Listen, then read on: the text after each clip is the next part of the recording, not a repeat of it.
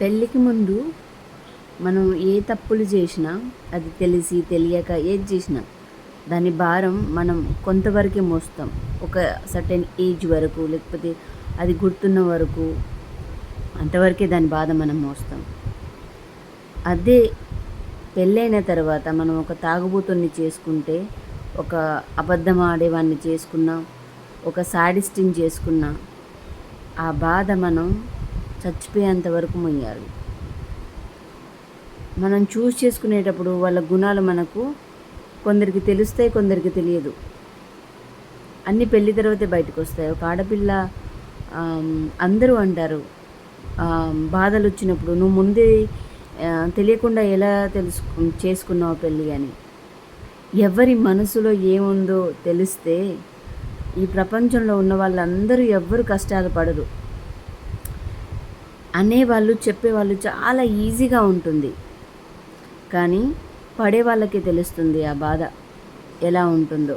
చెప్పడానికి నీతులు నేను ఎన్నో చెప్తాను, ఇలా ఎందుకు చేసావు, అలా ఎందుకు చేయలేదు అని.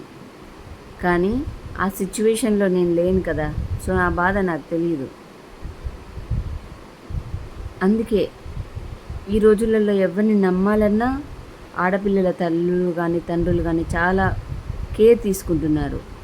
అయినా ఎంత తీసుకున్నా ఏం ప్రయోజనం చెప్పండి? ఒక మనిషిలో మార్పు రానంత వరకు మనం చేసేది ఏముండదు.